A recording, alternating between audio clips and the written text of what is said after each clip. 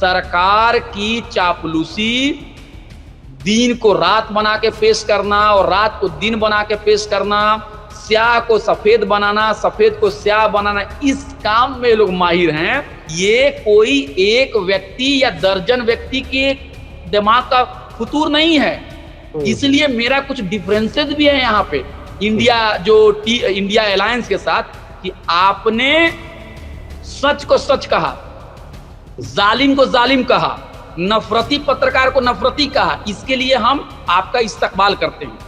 लेकिन मुझे नहीं लगता है कि जो भी ये 14 पत्रकार हैं, ये जो कुछ भी करते हैं वो ऐसे ही करते हैं, वो ऐसा सोचते हैं, ऐसा नहीं है। एक प्लान के तहत है। तो इंडिया अलायंस को चाहिए ये 14 जो पत्रकार हैं उनके शो को वो वहां अगर अपने रिप्रेजेंटेटिव को नहीं भेजेंगे, लेकिन यहीं तक ना रुकें।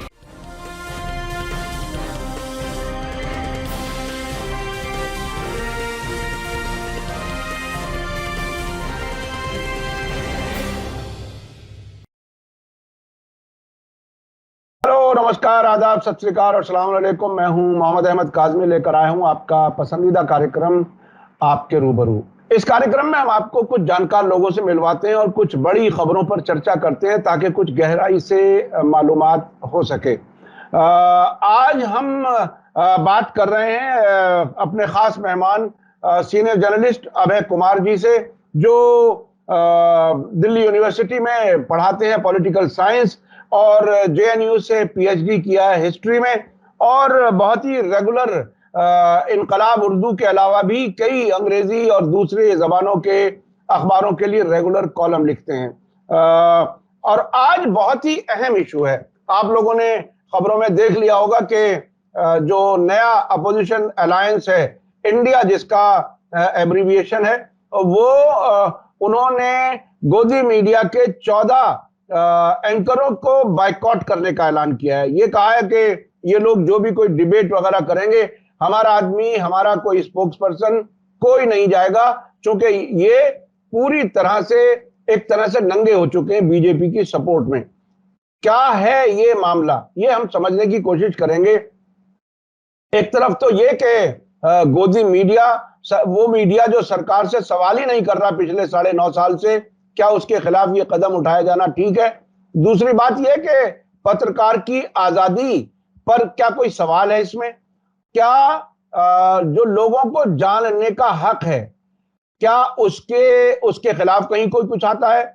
या जो ये कहा जाता है कि पत्रकार आजाद हैं और ये कोई किसी तरह की पाबंदी ना हो, क्या उस पर कोई सवाल उठता है? ये कई दोनों तरफ ऐसे पहलू हैं सोचने समझने के लिए, जिसके बारे में चर्चा जरूरी है। अभय कुमार जी, वेलकम है आपका। मीडिया स्टार वर्ल्ड को आप समय दे देते हैं। आप ये बताइए कि इस गोदी मीडिया के जमाने में, जिस जमाने में जो अच्छे पत्रकार हैं वो अपने या तो यूट्यूब चैनल चला रहे हैं या अपने घर बैठे हैं बेरोजगार, ऐसे में जो ये लाखों लाखों करोड़ों रुपए साल के तनख्वाह लेने वाले लोग हैं, उनके खिलाफ ये कार्रवाई हुई है अपोजिशन अलायंस की तरफ से। आप इसको किस तरह से देख रहे हैं? क्या कुछ है? क्या ये सही कदम है या इससे आगे कोई बात कुछ और होना चाहिए? क्या डेमोक्रेसी में ये कोई कमजोरी है या डेमोक्रेसी को मजबूत करने के लिए किया जा रहा है? आप इसे कैसे देख रहे हैं? बहुत बहुत शुक्रिया आपका काज़मी साहब, और हमारे तमाम दोस्तों का, हमारे भाई बहनों, सब लोगों का, जो लोग इस प्रोग्राम को देखते हैं, अपने कमेंट्स हमें देते हैं और हमें बताते हैं कि हमारी बात कहां तक सही है, कहां तक गलत है। आप सब लोगों का बहुत बहुत शुक्रिया जी। बहुत ही अहम डेवलपमेंट कल का है।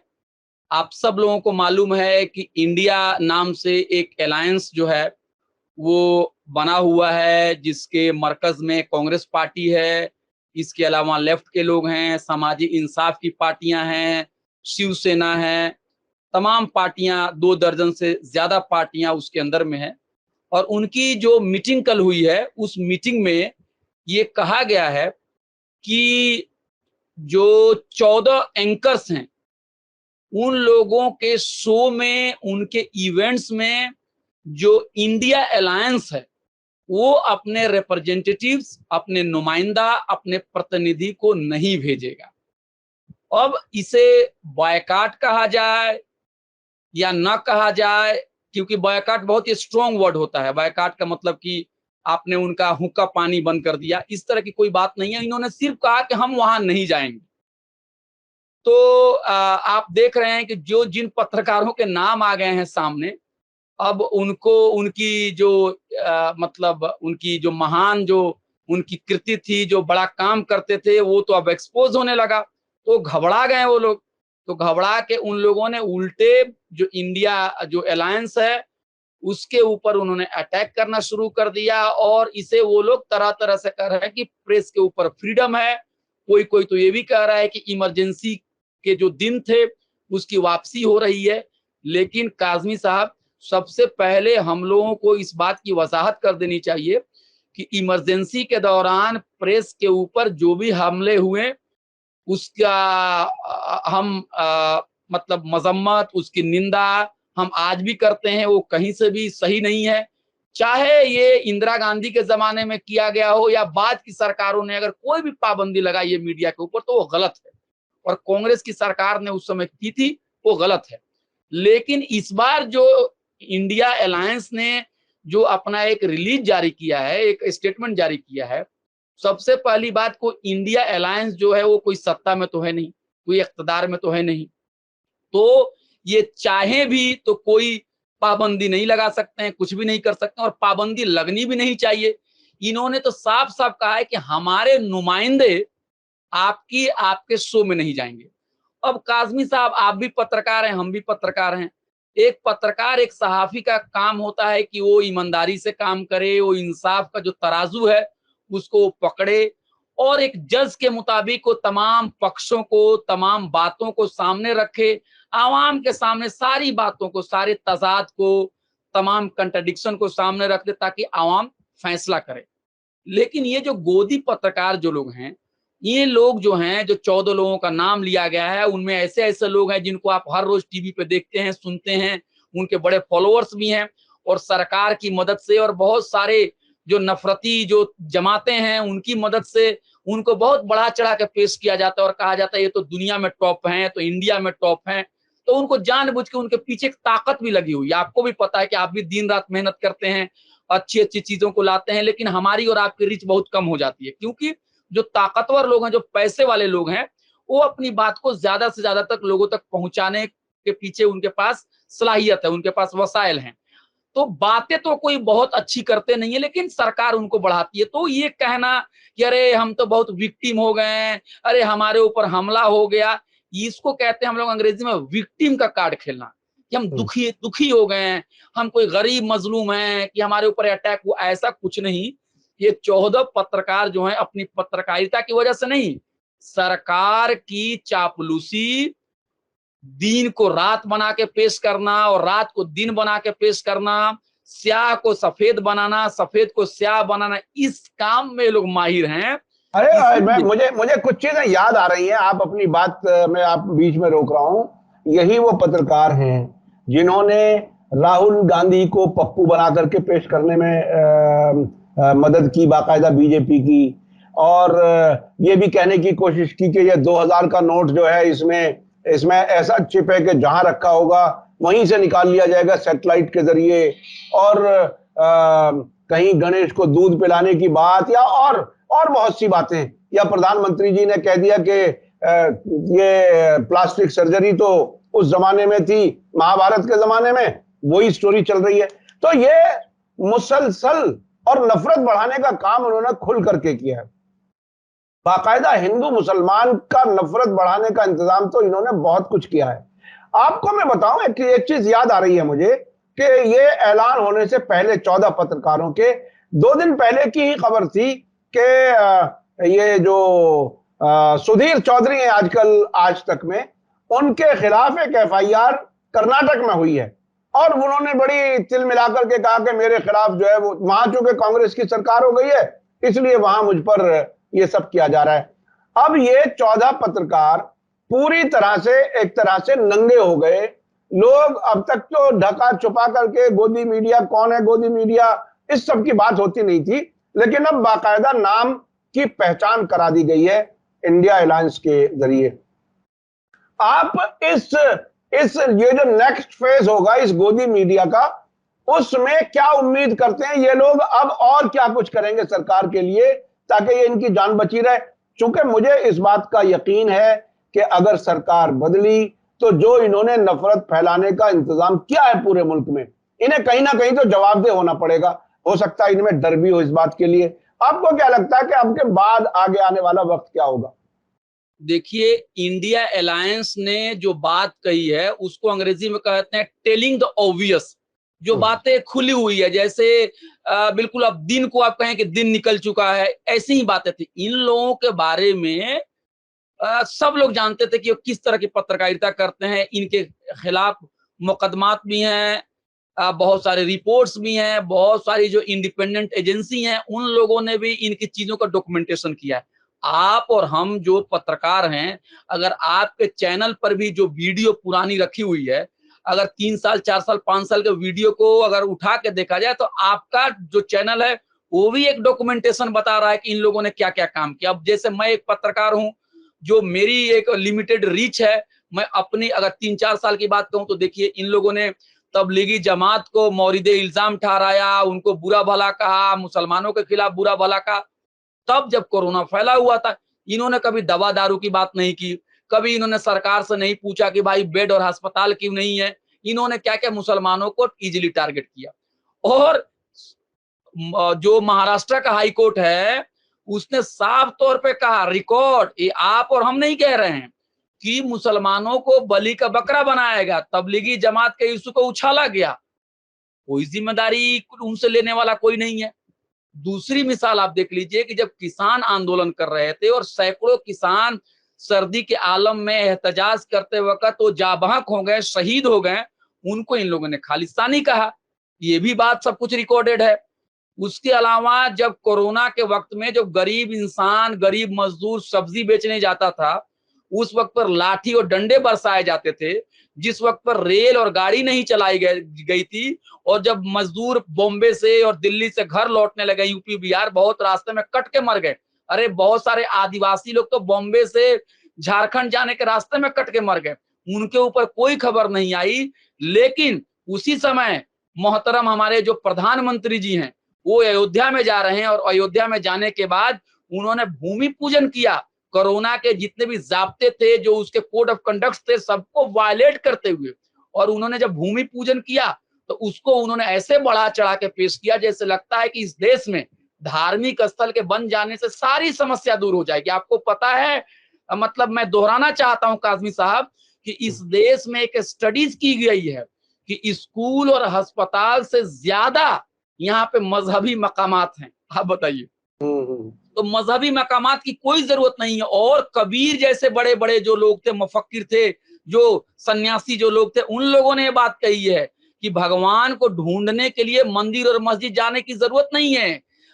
इंसान का दिल अगर साफ हो तो वो कहीं पर भी नमाज अदा कर सकता है, कहीं पर भी अल्लाह ईश्वर का नाम ले सकता है। लेकिन अब आप ही देख लीजिए कि अभी जो उस समय भूमि पूजन हुआ, और अभी प्रशांत भूषण जी, जाने माने सुप्रीम कोर्ट के लॉयर, वो एक दिन पहले जेएनयू में एक सेमिनार के दौरान कह रहे थे कि चुनाव जो है, कुछ लोगों का कहना है कि चुनाव पहले हो सकता है। ऐसा नहीं है, चुनाव को लोग लेट में करेंगे, क्योंकि जनवरी में राम जन्म मंदिर जो है, राम जन्म भूमि जो मंदिर है अयोध्या में, उसका ये इनॉग्रेशन करेंगे, उसका ये इफ्तिताह करेंगे। और उसके बाद ये भी खबर सुनने में आ रही है कि विश्व हिंदू परिषद और तमाम जो जमातें हैं, हिंदुत्व की जो ताकतें हैं, ये इसका गौरव यात्रा भी निकालेगी। तो इस सारे इश्यूज पे पत्रकार का काम है कि सवाल पूछना, कि कोई बच्चा दूध के बगैर अगर चिल्ला रहा है, किसी मजदूर को मजदूरी नहीं मिली, किसी अस्पताल में दवाई नहीं मिली, कोई बेरोजगार इंसान जॉब के लिए धक्के खा रहा है, टमाटर की कीमत क्यों बढ़ गई, महंगाई क्यों बढ़ गई, इस पे कोई पत्रकार सवाल नहीं उठा रहा है। ये क्या हो रहा है कि जो उनकी आईटी सेल है, जो चीजें वो पैदा कर देते हैं, जो चीजें उनको एक एजेंडा बनाते हैं कि आज दिन भर यही चलाना है, वही चलाते हैं ये लोग, वही चलाते हो। समझ लीजिए बहुत ही आसान लफ्जों में कि एक व्हाट्सएप ग्रुप बना हुआ है। उस व्हाट्सएप ग्रुप में जो उनके गोदी पत्रकार हैं, उनका नाम, उसको उनके आईडी उसमें दर्ज कर लिए गए हैं।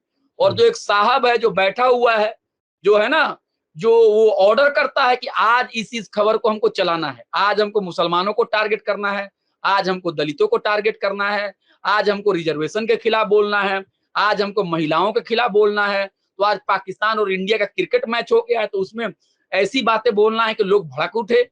ये पूरा का पूरा जो एजेंडा है, ये कोई एक व्यक्ति या दर्जन व्यक्ति के दिमाग का फुतूर नहीं है। इसलिए मेरा कुछ डिफरेंसेस भी है यहाँ पे इंडिया अलायंस के साथ, कि आपने सच को सच कहा, जालिम को जालिम कहा, नफरती पत्रकार को नफरती कहा, इसके लिए हम आपका इस्तकबाल करते हैं। लेकिन ये भी तो बात सोचिए कि जो लाउड स्पीकर है, जो लाउड स्पीकर से अगर मान लीजिए नफरत के नारे लगाए जा रहे हैं, अगर नफरती बात कही जा रही है, तो ये भी तो सोचिए कि उस लाउड स्पीकर के पीछे कोई मशीन है जिसमें कोई कसट डाल रहा है, उसके अंदर में कोई फीड कर रहा है मटेरियल, यानी स्क्रिप्ट लिखने वाला तो कोई और है, चैनल का मालिक तो कोई और है, उस चैनल के मालिक को पैसे देने वाला तो कोई और है। तो मुझे नहीं लगता है कि जो भी ये 14 पत्रकार हैं, ये जो कुछ भी करते हैं वो ऐसे ही करते हैं, वो ऐसा सोचते हैं, ऐसा नहीं है, ये एक प्लान के तहत है। तो इंडिया अलायंस को चाहिए कि ये 14 जो पत्रकार हैं उनके शो को वो वहां अगर अपने रिप्रेजेंटेटिव को नहीं भेजेंगे, लेकिन यहीं तक ना रुकें, वो इसके बारे में भी बात करें, किन किन चीजों के बारे में, कि अखबार का मालिक कौन है, क्या अखबार के मालिक के मर्जी के बगैर क्या ये पत्रकार ये सब बातें कर सकते हैं, क्योंकि सैलरी इनको कौन देता है। और आपको भी पता है कि जो न्यूज एंकर हैं, इतने बड़े विद्वान और इतने अल्लामा ये लोग नहीं हैं कि अपने दिमाग से बहुत कुछ बोलते हैं, इनको स्क्रिप्ट लिखा जाता है और ये टेलीप्रिंटर पर पढ़ते हैं। तो भाई टेलीप्रिंटर पे दिल में चुभने वाली बात, एक घर के अंदर में फोड़ डालने वाली बात, लोगों के दिलों को तोड़ने वाली बात, मंदिर और मस्जिद के बीच में झगड़ा लगाने वाली बात, ये स्क्रिप्ट कौन लिखता है? उनके ऊपर भी सवाल उठने चाहिए कि ये जो चैनल है जो कहता है कि हम डेमोक्रेसी के अलमबरदार हैं, जो कहते हैं हम सच्चाई बोलते हैं, बहुत सारे चैनल कहते हैं हक से बोलो, आजाद है बोलो, हम लब है कि आजाद, और तरह तरह के ट्रुथ बोलते हैं, तो हम आवाम की बातों को उठाते हैं। हमें पूछना चाहिए कि इनका मालिक कौन है, इनके दफ्तर में क्या यूनियन है, क्या मजदूरों का यूनियन क्यों नहीं है? राइट टू एसोसिएशन मतलब संगठन बनाने का अधिकार, तंजीम बनाने का अधिकार, ये हमारा बुनियादी फंडामेंटल अधिकार है। ये भारत का आईन, भारत का संविधान इसको दिया हुआ है। आप बताइए, जब लेबर मजदूरों का यूनियन हो सकता है, जब रेलवे कर्मचारियों का यूनियन हो सकता है, जब आपको किसानों का यूनियन हो सकता है, तो पत्रकारों का यूनियन क्यों नहीं है? तो पत्रकार का यूनियन अगर कहीं बन भी जाए तो मालिक क्या करेंगे कि जो लोग उस पत्रकार यूनियन में शामिल हुए उनको फायर कर देंगे। जो तबका सबसे ज्यादा पढ़ा लिखा है, जो लोगों के दुख दर्द की बात कर रहा है, वो अपना यूनियन नहीं बना सकता है, उसकी मजदूरी का कोई रेट नहीं है, कोई लाख रुपए में काम कर रहा है और कोई 10,000 में भी काम कर रहा है, उनको जब मन करे तो उनको भगा दिया जाता है। कोरोना का बहाना बना के कितने लोगों की नौकरी चली गई, रिपोर्टिंग नाम की चीज कहीं होती ही नहीं है, सब प्रोपेगेंडा चलता है। और कुछ पूंजीपति लोग जो हैं, वही लोग चैनलों के मालिक बने हुए हैं।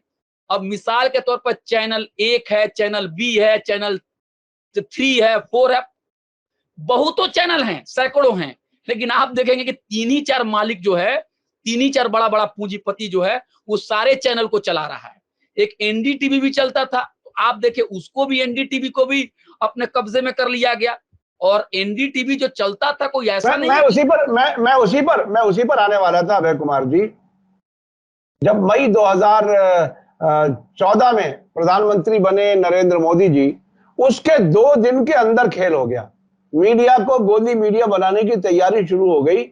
और 26 मई को ओथली और 28 मई को नेटवर्क 18 में बाकायदा अंबानी साहब पहुंच गए और उसके बाद उसको टेक ओवर भी कर लिया, वो खबर आ गई। और जो उसके जो मालिक थे, जो एडिटर थे, उन्हें बाहर जाना पड़ा, छोड़ना पड़ा। अब एनडीटीवी में क्या हुआ वो तो हम सब जानते हैं। इसके बीच में भी बहुत कुछ हुआ। अक्सर चैनल उन्हीं की का गीत गाते रहे। ये पूछा जाने लगा कि आप आम काट के खाते हैं या चूस के खाते हैं। ये जो डेमोक्रेसी, देखिए बुनियादी तौर पर मैं अगर वोट देता हूं, जनता वोट देकर के किसी को सरकार में लाती है, तो उसकी ये उम्मीद होती है कि जनता के हितों का, पब्लिक के इंटरेस्ट के लिए सरकार काम करेगी। अब अगर पब्लिक को बेवकूफ बनाने के लिए गोदी मीडिया बना लिया जाए, पुलिस को और अदालतों को भी इन्फ्लुएंस कर दिया जाए, तो इस डेमोक्रेसी में आम आदमी के हकूक नाम की कोई चीज रही या नहीं रही? आखिर क्या ये 5 किलो अनाज पर जीना किस्मत का हिस्सा हो गया? क्या बेरोजगारी एक परमानेंट बीमारी हो गई? क्या महंगाई एक परमानेंट ऐसा इशू हो गया कि ये कभी हल होने वाला नहीं है? कहां पहुंचा दिया इस डेमोक्रेसी को, जिसके नतीजे और जिसमें इस गोदी मीडिया ने बहुत इंपॉर्टेंट रोल अदा किया है। अगर ये मीडिया आजादी से सरकार से सवाल पूछता रहता तो डेमोक्रेसी बाकी रहती। अब डेमोक्रेसी यहां तक पहुंच गई कि जो लोग गुनहगार हैं वही विक्टिम कार्ड खेल रहे हैं।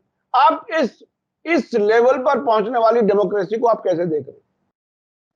देखिए, ये बहुत दुख की बात है और मैं बहुत ईमानदारी के साथ ये बात कहना चाहता हूं कि अगर कोई कह दे कि 2014 में सरकार बदलने के बाद सारा खेल बिगड़ गया और पहले सब कुछ अच्छा चलता था, ये भी बेईमानी होगी।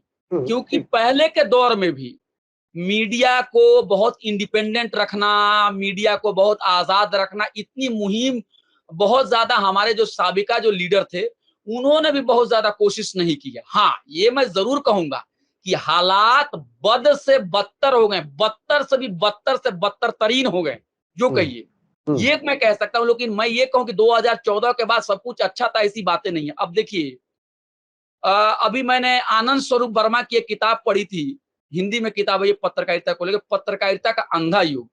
वो 2-4 चीजें वो कह रहे थे कि अंग्रेजी का एक बहुत बड़ा अखबार है जिसका ऑफिस आईटीओ में एक जमाने में हुआ करता था। वहां जब मजदूर अपने अधिकार के लिए, मजदूर का मतलब पत्रकार मजदूर, जब अपने अधिकार के लिए वहां बैठे हैं तो वहां का मालिक, वहां का एडिटर पुलिस को ले जाकर लाठीचार्ज करवाता है वहां। ये उस दौर की बात है जिस दौर में बीजेपी इतनी बड़ी ताकत नहीं थी। ये वही दौर है जिस दौर में आप देखेंगे कि जो वंचित तबके के जो लोग हैं, जो महकूम, मजलूम, कमजोर, दबे कुचले जो लोग हैं, वो लोग जो हैं उनको अखबारों में, पत्रकारिता में वो जगह नहीं मिली। आपको मैं दिल से कहना चाहता हूं, एकदम ईमानदारी से बात कहना चाहता हूं कि आज भी पत्रकारिता जो है वो ऊंची जातियों का एक तरह का, एक क्या कहेंगे, एक मठ बना हुआ है, एक मरकज बना हुआ है। अब आप देखिए, हम पॉलिटिक्स को बहुत बुरी बात कहते हैं, अरे पॉलिटिक्स बहुत गंदी चीज है, पॉलिटिक्स में बहुत लोग करप्ट लोग आते हैं। लेकिन अगर आप पॉलिटिक्स में जाएंगे, म्युनिसिपालिटी के इलेक्शंस में जाएंगे, पंचायत के जाएंगे, आप विधानसभा के जाएंगे, आप लोकसभा के इलेक्शंस को अगर देखेंगे, तो कुछ दलित, मुसलमान, पासमानदा, पिछड़े कुछ दिख जाएंगे। हालांकि वहां पर भी मुसलमानों की जो जो जो उनका प्रपोर्शन है वो 3-4% से ज्यादा नहीं है, लेकिन कुछ 1-2 तो दिख जाएंगे। अरे 100 एमपी जो हैं, आपको पार्लियामेंट में भी SC ST commission, SC ST community के दिख जाएंगे, आपको ओबीसी भी दिख जाएंगे। अरे चीफ मिनिस्टर भी ओबीसी दिख जाएगा। अरे चीफ मिनिस्टर, हमारे देश का प्रधानमंत्री भी ओबीसी है। जिस पॉलिटिक्स को हम इतना कहते हैं गंदी सियासत कहते हैं, वहां भी वंचित तबके का आदमी आपको दिख जाएगा। लेकिन पत्रकारिता जिसको पढ़े लिखे लोग चलाते हैं, जिन्होंने अपने कंधे पर जिम्मेदारी ली है कि हम सच को दिखाएंगे, पत्रकारिता जिसमें कहा जाता है कि ना सफेदी के हैं दुश्मन, ना सफेदी के हैं सॉरी ना स्याही के हैं दुश्मन, ना सफेदी के हैं दोस्त, हमको आईना दिखाना है, हम दिखा देते हैं, यानी हम सच्चाई बताते हैं। ऐसे पत्रकारिता के आप अगर जाएंगे ऑफिस में, ऐसे अखबारों में आप जाएंगे, तो आपको एक भी दलित एडिटर, मुझे नहीं पता कि कहीं कोई दलित एडिटर है, कहीं आपको कहीं ओबीसी समाज के लोग भी नहीं, आदिवासी लोग भी नहीं मिलेंगे आपको। और मुसलमानों में चंद ऐसे मुसलमान कहीं मिल जाएंगे जो लोग पढ़े लिखे बहुत ही ज्यादा हैं, जो पढ़े लिखे हैं, उनके 2-3 जनरेशन से अंग्रेजी तालीम याफ्ता हैं, वो तो किसी वजह से आ जाते हैं, क्योंकि वो मान लीजिए उन्होंने जामिया से पढ़ाई की, जेएनयू से की, अलीगढ़ से की, या फॉरेन डिग्री उनके पास है, वो लोग 2-4 आ जाते हैं। लेकिन उस मुसलमानों में भी जो नीचे के लोग हैं, उनका कोई जगह और मकाम नहीं है। तो पत्रकारिता जो है, हिंदू समाज के जो 2-3-4 जो टॉप की जातियां हैं, वही लोग 95% लोग जो है वही बैठे हुए हैं। और यही वजह है कि वंचितों के खिलाफ इतना जहर आपको मीडिया के अंदर में दिखता है। अगर सुनिए, सरकार की नीयत खराब भी हो जाए, फिर भी अगर पत्रकारिता में, अगर मीडिया में हर समाज के लोग रहें, तो एक एजेंडा इतनी आसानी से नहीं चल सकता है। हमारे पार्लियामेंट में बहुत सारी नाइंसाफी की जाती है, सत्ता वर्ग जो है बहुत धांधली करता है, फिर भी कुछ तो कुछ करना होता है, दिखाने के लिए ही करना होता है। सरकार की तनकीद भी होती है, लेकिन मीडिया हाउस में उनका रिक्रूटमेंट कैसे होता है, उनमें नौकरी कैसे दी जाती है, दलित पिछड़े समाज, मुसलमान समाज के कितने लोग हैं, महिलाएं कितनी हैं, इस पे कोई सवाल नहीं उठा रहा है। और जो कॉन्स्टिट्यूशनल बॉडीज हैं, जो जिम्मेदार जो संस्थाएं हैं, जिनका काम है कि मीडिया के ऊपर निगरानी रखना, निगरानी रखने का मतलब ये नहीं है कि उसको कंट्रोल करना, ये देखना कि कैसा काम हो रहा है। तो उनका काम है कि जो नफरती चीज हो, मान लीजिए कोर्ट का काम है, प्रेस काउंसिल ऑफ इंडिया का काम है, बहुत सारे जो सीनियर जर्नलिस्ट है, इन लोगों का काम है कि ये वक्त वक्त पे मीडिया के बारे में गाइडलाइंस जारी करे। ये लोग भी कुछ नहीं कर रहे हैं। ह्यूमन राइट्स कमीशन भी अपने इख्तियार का इस्तेमाल करके कुछ कह सकता है कि भाई आप दंगा फैलाने वाली बात मत कहो, लेकिन कोई भी इदारे नहीं कुछ कर रहे हैं। और पत्रकारों को Z+ सिक्योरिटी और क्या क्या बड़ी बड़ी सिक्योरिटी दी गई है, ये भी मैं सुनने को आता है। आप देखिए, आप कैसे पत्रकार हैं कि आप आवाम से मिलने से पहले आपको सुरक्षा चाहिए। इसका मतलब है कि आप अच्छी पत्रकारिता नहीं करते हैं। आपको डर है कि हम जो दिखाते हैं जनता उससे नाराज है। तो मेरा आज आज जो मैं बात कह रहा हूं, उसका खुलासा यही है, जो कंक्लूजन में यही कह रहा हूं, जो मुख्य बात यही है कि देखिए, बहुत अच्छी बात है कि इंडिया जो है, उसने अलायंस ने इन पत्रकारों की जो गंदी पत्रकारिता थी, उसको साफ साफ एक ऑफिशियल स्टेटमेंट ले लिया। और ये कहीं से कोई बायकाट नहीं है भाई। अब जब तुम इंसान की बात ही नहीं करोगे, जब लोगों की लड़वाओगे, तो हम तुम्हारे चैनल पे क्यों जाएंगे। तो किसी का भी हक, अगर आप मुझे बुलाते हैं चैनल पे, मैं आपके चैनल पे आता हूं, लेकिन जो नफरती एंकर्स हैं, भले ही मेरी कोई बहुत ज्यादा पूछ ना हो, फिर भी अगर वो मुझे बुलाएंगे और आप बहस करना ही नहीं चाहते हैं, आप लोगों को भड़काना चाहते हैं, तो मैं वहां जाऊंगा ही नहीं। क्योंकि बहुत सारे मुसलमानों में भी ऐसे लोग हैं, कुछ पैसे के लिए चले जाते हैं उस चैनल के ऊपर, पर कम्युनिटी को बदनाम करके आ जाते हैं। तो हम और आप क्यों जाएंगे। ये तो अच्छी बात है, लेकिन मैं कहना चाहता हूँ 3-4 चीजें और कहना चाहता हूँ कि इस चीजों को भी इंडिया जो अलायंस है इसको जोड़े, तो हम एक क्या कहते हैं, अपनी मंजिल तक पहुंचेंगे। एक चीज तो है कि अखबार का जो मालिक है, जो उसका इन्वेस्टमेंट है, इसको भी जांच पड़ताल करने की जरूरत है कि भाई अखबार का मालिक कौन है, और जो बड़े बड़े सरमायादार लोग क्यों पैसा लगा रहे हैं। कुछ उसके अंदर में कुछ उसके अंदर में कुछ ऐसा लॉ बने कि जो इंडिपेंडेंट बॉडी है मीडिया की, वही उसको चलाए, ना कि कोई बड़ा कारपोरेट हाउस है जिसका कोई और बिजनेस है और उस बिजनेस को चमकाने के लिए वो अखबार भी चला रहा है। इसके ऊपर भी कोई जांच हो। फिर क्या है, फेक न्यूज को चेक किया जाए। जो पत्रकार गलत बात कह के निकल जाते हैं, उनके लिए कोई उनकी मॉनिटरिंग हो, उनसे जवाबदेही उनसे तलब की जाए। देखिए, क्रिटिसिज्म आप किसी का भी कर सकते हैं, लेकिन गलत बात कह के आप नहीं निकल सकते हैं। आप राहुल गांधी की पॉलिसी का क्रिटिसिज्म कर सकते हैं, लेकिन ये कहेंगे राहुल गांधी ने फलाना स्पीच में देशद्रोही की बात कही है, ये तो गलत है, ये तो आपको साबित करना होगा। आप राहुल गांधी के खिलाफ आप कंपेन भी कर सकते हैं कि इनकी इक्तिसादी पॉलिसी, इनकी जो पॉलिटिक्स है वो गलत है, लेकिन झूठ नहीं फैला सकते कि कांग्रेस पार्टी मुसलमानों की पार्टी। कहीं से भी कांग्रेस पार्टी मुसलमानों की पार्टी नहीं है।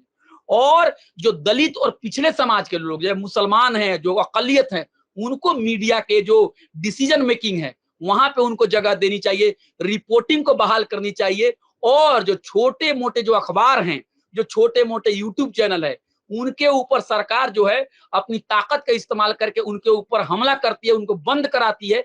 ये भी बंद हो। और ये बात मैं कोई सपने में उठ के नहीं कर रहा हूं, यहां तक कि ट्विटर के एक पहले CEO थे, उन्होंने ये बात कही है कि भाई हमको दबाव डाला जाता है कि जो बातें सरकार के मन से नहीं मिलती है उसको आप डिलीट कर दीजिए, उस जर्नलिस्ट को ब्लॉक कर दीजिए। हो सकता है आपके चैनल के बारे में भी जाता हो, कि भाई इनके रीच को कम कर दीजिए, इनको ज्यादा मत बढ़ाइए या इनके कंटेंट को खत्म कर दीजिए।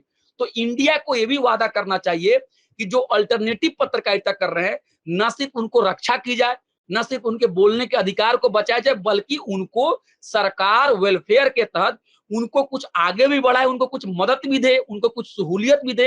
एक कमीशन बने जहां पे पत्रकारों को आसानी से न भगाया जाए, जैसा कि उन्होंने कोरोना के दौर में भगाया, उनके वेजेस को तय किया जाए।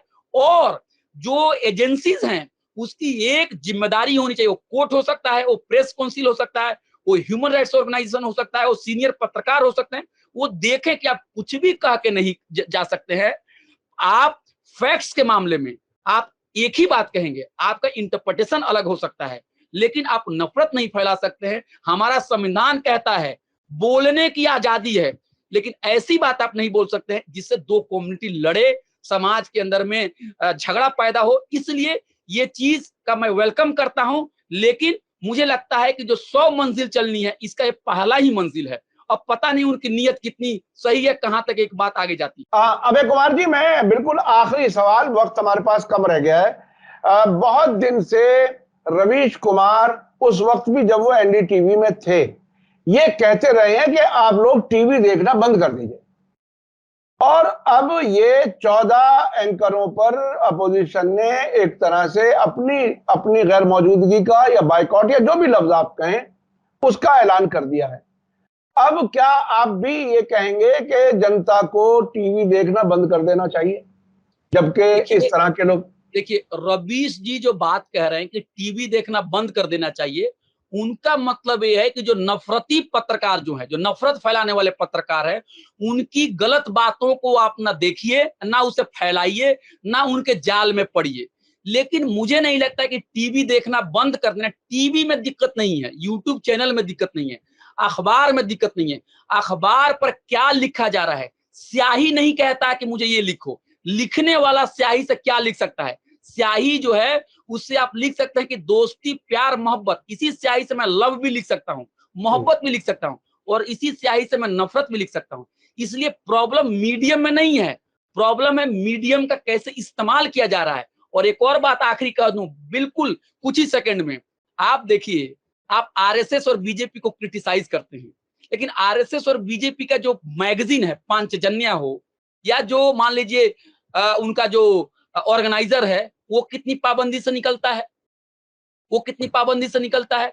और उनके जितने भी ऑफिस में जो लोग बैठे हुए हैं, लोग हैं, जो भी उनके कार्यकर्ता हैं, जो भी उनके मंत्री हैं, जो भी उनकी गवर्नमेंट हैं, आप देखेंगे कि वहां पे वो पेपर पाबंदी से जाता है।